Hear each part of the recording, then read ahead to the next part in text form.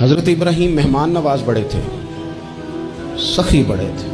حضرت ابراہیم علیہ السلام کے بارے میں نبی پاک صلی اللہ تعالی علیہ وسلم نے فرمایا، سب سے پہلے جس بندے نے کسی کی مہمان نوازی کی تھی نا، وہ حضرت ابراہیم علیہ السلام ہے۔ اس کا ایک معنی علماء نے یہ بھی اس حدیث کا بیان کیا کہ جس نے سونی کر کے، مسجہ کر کے، خوبصورت کر کے، تیار کر، عزت کے ساتھ، آنر کے ساتھ کسی مہمان کو سب سے پہلے کسی نے اس اہتمام سے کھانا کھلایا، وہ حضرت ابراہیم علیہ السلام ہے۔ زبردست مہمان نواز تھے، زبردست۔ اپنے گھر کے 4 دروازے بنائے ہوئے تھے، 4، اور فرماتے تھے میری خواہش ہے کہ چاروں طرف سے مہمان آئیں، روٹیاں پکتی رہیں، دنیا کھاتی رہے، دنیا آوے کھا کھا جاوے، راضی ہوئے بلا، آئیں لوگ کھائیں، یہ میری خواہش ہے۔ روٹی کھلاؤ، روٹی کھلاؤ، روٹی کھلاؤ، لنگر کھلاؤ۔ حضور صلی اللہ علیہ وسلم سے پوچھا گیا، یا رسول اللہ بہترین مسلمان کون ہے؟ تو حضور نے فرمایا جو سلام لینے میں پہل کرے اور کھانا زیادہ کھلائے، کھانا کھلائے گا، جس کا مزاج ہو کھانا کھلانے کا، طبیعت ہو کھانا کھلانے۔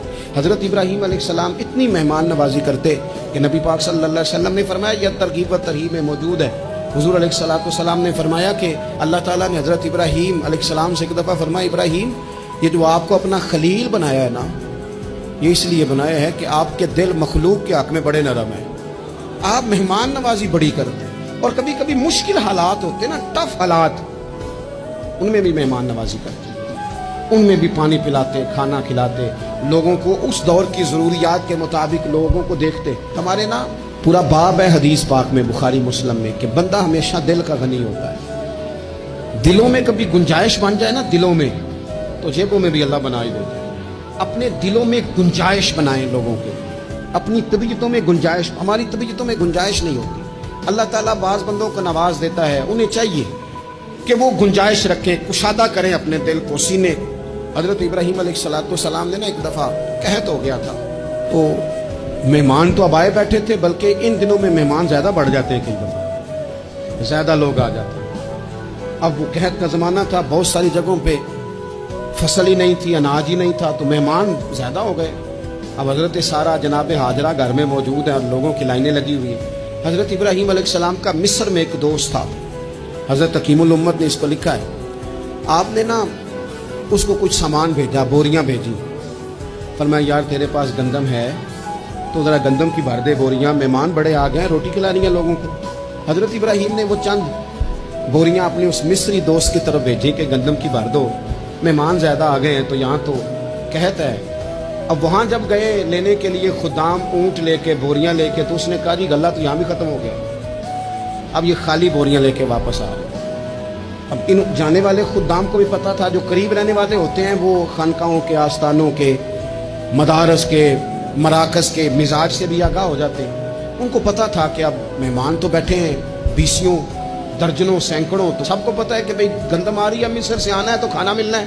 اب بوریاں جب خالی آئیں گی تو بڑا مسئلہ بن جائے گا، ان کے تو دل کمزور پڑ جائیں گے۔ انہوں نے کہا کہ تسلی دیتے ہیں، ان کو تسلی دیتے ہیں۔ رستے میں نا کچھ ریت بوریوں میں بھر لی تاکہ فوری طور پہ دیکھنے والے پریشان نہ ہوں، ریت بھر کے لے جاتے ہیں اور پھر جا کے آرام سے رکھ دیں گے۔ پھر حضرت ابراہیم سے گزارش کریں گے، غلہ نہیں ملا، وہ ایک خوبصورت سا آواز کریں گے، لوگوں کو دلوں کو تسلی ہو جائے گی، اور پھر اگلا بندوبست کر لیں۔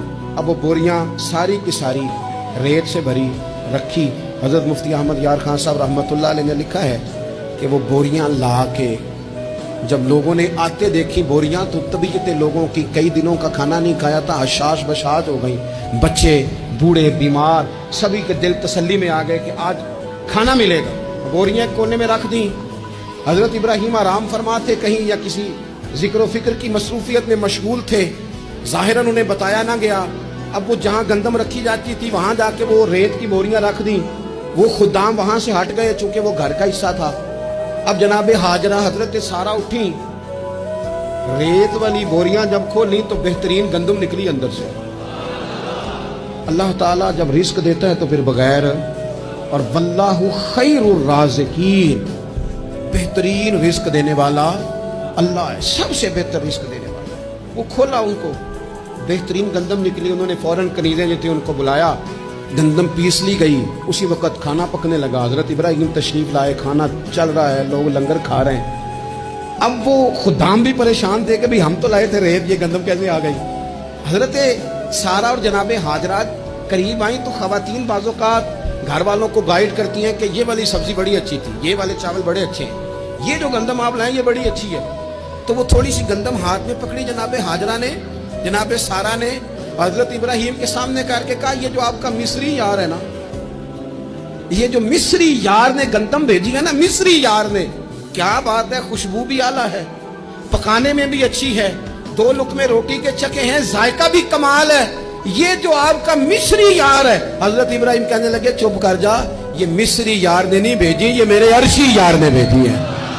वत्तखज़ल्लाहु इब्राहीम खलीला, वो जिसने कहा ना हमने इब्राहिम को गहरा दोस्त बना लिया है, ये उसने भेजी है। उसको पता था कि जनाब खलील ने कोई जात के लिए नहीं मंगाई, उसी की मखलूक के लिए मंगाई है। तो ये अर्शी यार ने भेजी है, अर्शी यार ने। और फरमाया जब अर्शी यार भेजे